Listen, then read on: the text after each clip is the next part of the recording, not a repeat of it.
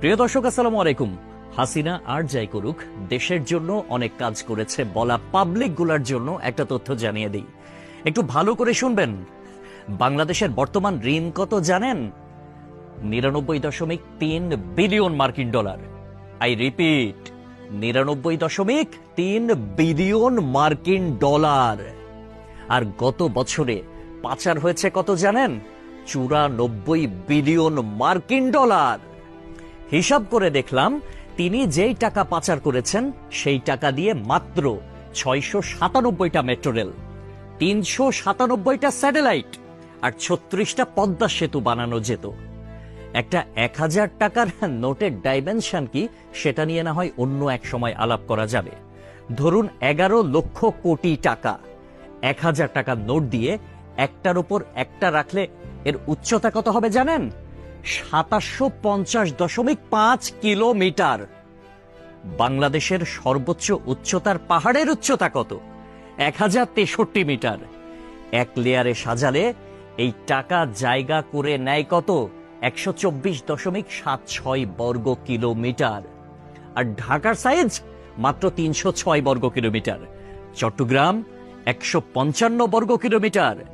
এই দুই বিভাগীয় শহর বাদে বাকি সব বিভাগীয় শহর এই টাকা দিয়ে ঢেকে দেয়া যাবে। পাশাপাশি যদি বসান তাহলে লেংথ হবে কত জানেন? 1782349.6 কিলোমিটার। এক কথায় আমি সংখ্যাটা বলতে পারলাম না, আপনারা একটু ক্যালকুলেটরে হিসেব করে নেবেন, মানে ক্যালকুলেটরেও ধরবে বলে মনে হয় না। পৃথিবীর পরিধি কত? 40,000 কিলোমিটার। এই টাকা পাশাপাশি বসিয়ে পৃথিবীর পুরোটা 44.5 বার রাউন্ড দেয়া যাবে, মানে ঘোরা যাবে। কেউ যদি হাসিনার উন্নতির হিসাব দিতে আসে, তাহলে তাকে হাতে কলমে এই হিসাবটা বুঝিয়ে দেওয়া আপনার, আমার, আমাদের সকলের দায়িত্ব। মেট্রো রেল বন্ধ হয়ে গিয়েছে দুর্বৃত্তের হামলায়।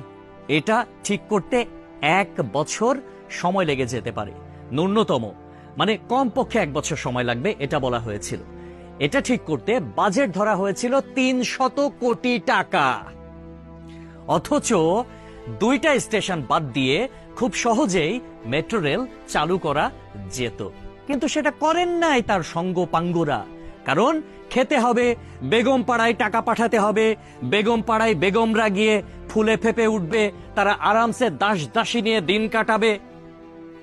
এইটার জন্য এত টাকা বরাদ্দ করা হয়েছিল। কিন্তু শেখ হাসিনা পালিয়ে যাওয়ার পরে এখন আমরা জানতে পারছি মেট্রো রেল চালু হতে আর মাত্র কয়েকটা দিন বাকি।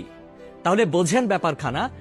আমাদের শিরা উপশিরা থেকে শুরু করে রন্ধ্রে রন্ধ্রে প্রত্যেকটা জায়গায় এইরকম চুরচামারির অভ্যাস।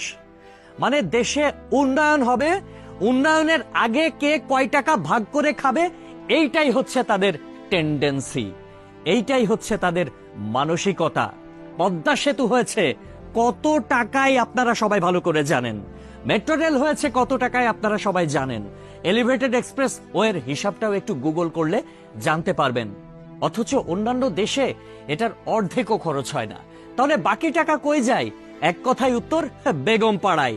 তবে একটা বিষয় ভালো লেগেছে, শেখ হাসিনা পলায়ন করেছে, কিছু নেতাকর্মী তারা বাংলাদেশে আটকা পড়েছে, তাদের বেগমরা কিন্তু ঠিকই বেগম পাড়ায় এখন আছে, আর তারা এই আমাদের অজ পাড়া গায়েই রয়ে গেছে।